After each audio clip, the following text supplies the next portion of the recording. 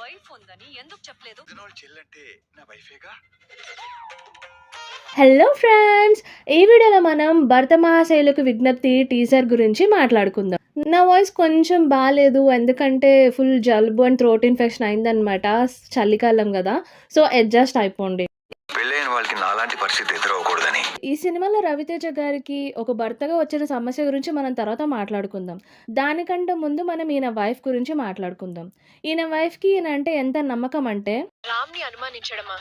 మగాళ్ళు ఎలా ఉండాలి అన్నదానికి రోల్ మోడల్ రామ్. చూసారుగా ఇంత. కానీ ఈయన బయటపడే కథలు ఇవి. సో ఇప్పటికీ మీకు అర్థమైపోయి ఉంటుంది ఈయనకు వచ్చిన సమస్య ఏంటి అని చెప్పి. ఈ ఇంట్లో తినని బాగా ప్రేమించి గుడ్డి నమ్మకం పెట్టుకొని అందమైన యంగ్ వైఫ్ ఉన్నా కూడా ఈయనకి ఇంకొక అమ్మాయి నచ్చుతుంది. ఈయనకి ఇలా చేస్తుంది 100% తప్పు అని తెలుసు, భర్తగానే తప్పు చేశాను కదండి. కానీ అయినా కానీ దాన్ని కంటిన్యూ చేస్తారు. ఇలా ఎంతకాలం వైఫ్కి గర్ల్ ఫ్రెండ్ గురించి, గర్ల్ ఫ్రెండ్కి వైఫ్ గురించి తెలియకుండా మేనేజ్ చేస్తారు.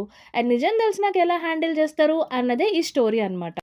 మన హీరో ఎంత తెలివైనోడు ఉంటాడంటే, మీ ఇంట్లో ఎవరెవరు ఉంటారు అని చెప్పి ఆయన గర్ల్ ఫ్రెండ్ అడిగితే వాళ్ళ వైఫ్ని ఎలా ఇంట్రడ్యూస్ చేస్తాడో తెలుసా? అన్న, వదిన, వాళ్ళ అబ్బాయి, నేను, వదినోళ్ళ చెల్లి ఉంటాం. వదిన వాళ్ళ చెల్లి అంటే వదిన చెల్లి అనుకుంటారు, కానీ తోటి కూడా లక్క చెల్లెలు అవుతారు. వదిన వాళ్ళ చెల్లి అని అంటే మరిది గారి వైఫ్, మరిది ఈయనే కాబట్టి ఈయన వైఫ్ అని ఎవరైనా అనుకుంటారా అండి?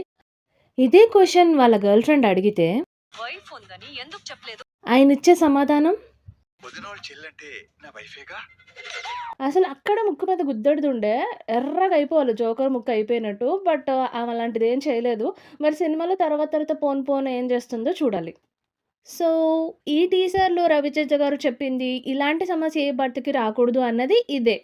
ఏంటంటే వైఫ్ ఉండగా ఇంకొకరి మీద ఫీలింగ్స్ రాకూడదు అని. అండ్ అలాంటి సమస్య వస్తే ఈ స్టోరీ త్రూ ఈ రామసత్యనారాయణ చెప్పేది ఏంటంటే, భర్త మహాశైలకు విజ్ఞప్తి.